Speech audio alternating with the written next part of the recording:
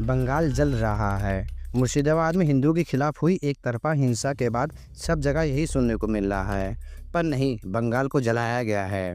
इसे जलाया गया है उस मजहबी भीड़ के द्वारा जिसका पूरा इतिहास खून से रंगा है, जो संख्या बल में कम होने पर भाईचारे और संख्या बल में बढ़ते ही उन्हीं भाइयों को अपनी बर्बरता का शिकार बनाते हैं। वक्त विल जब भी आता ये हिंसा तो वर्तमान में होना सुनिश्चित थी, क्योंकि ये बाहरी ताकतों के साथ मिलकर रचे गए पूर्व नियोजित षड्यंत्र का निष्पादन मात्र था, जिसमें हिंदुओं के घरों दुकानों के पूर्व चिन्हित कर जलाया गया, लूटा गया, उनके वाहनों को जलाया और जानवरों मुख्यतः गायों को जीवित आग में झोंक दिया गया, पीने के पानी में जहर डाला गया, स्त्रियों से अभद्रता की गई, हत्याएं की गई, यहाँ तक कि 6 माह की मासूम बच्ची को जीवित आग में फेंक दिया गया।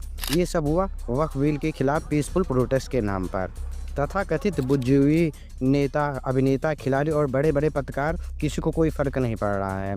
नामी पत्रकारों ने इसे केंद्रीय सत्ता दल के विरुद्ध ही प्रयोग करते हुए यूपी में हुई छिटपुट घटनाओं से कंपेयर कर इसे छोटा सामान्य या एक और सांप्रदायिक घटना जैसे दिखाने का प्रयास किया। हिंदुओं को कष्ट इन्हें दिखाई नहीं देता, क्योंकि वो इनकी विचारधारा का हिस्सा है ही नहीं।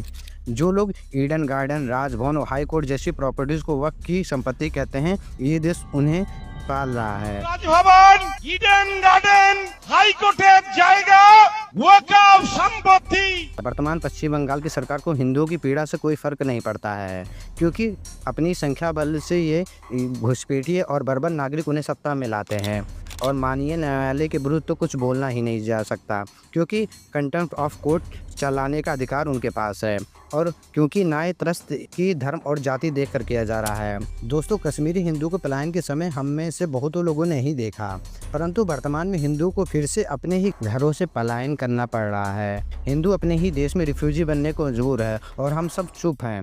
ये पहले भी हुआ है, अब हो रहा है और आगे भी होता रहेगा, और एक दिन ये आग हमारे घरों तक भी जरूर आएगी, पर उस समय हमारे लिए बोलने वाला कोई बचेगा ही नहीं। याद रखिए, भीड़ का प्रति उत्तर भीड़ है, पुलिस बल नहीं।